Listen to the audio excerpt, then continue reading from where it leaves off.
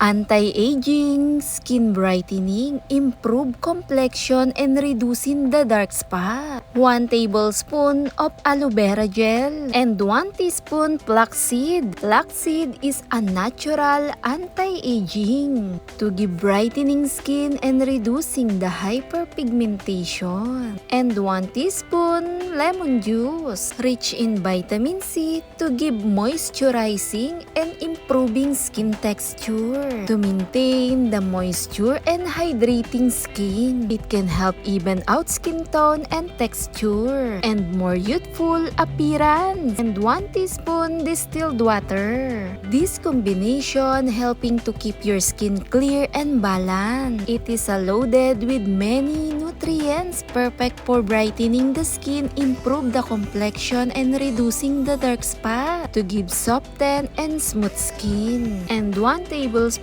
of cornstarch. It can also help absorb the excess oil. Cornstarch can help minimize the appearance of acne and other blemishes, especially of sign of aging, to maintain a lack of moisture, to stay hydrated, and overall deeply moisturize the skin. And 1 teaspoon almond oil, rich in vitamin E, antioxidant. It can help protect the skin to give nourish and moisturize, rich in antioxidant, helping to reduce the appearance of fine lines and wrinkle, improve skin texture. Natural anti-aging beauty toner or cleanser.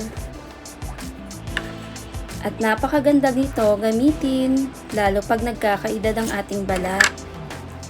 Dahil ang flaxseed, binabalik nito sa hydrated at moisture, mini-maintain din ito ang lack of moisture ng ating kutis. Malambot, makinis na balat. Sa paggamit, kumuha lang ng bulak at ilinis lang sa ating kutis. Pag tumagal din kasi ito, yung texture niya, ma-jelly.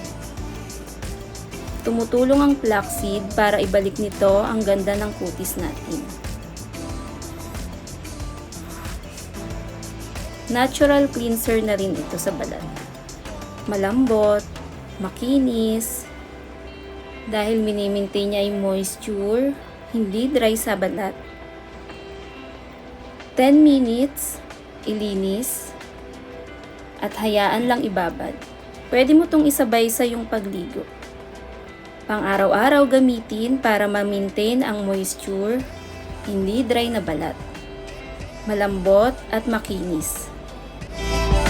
Thanks for watching, guys!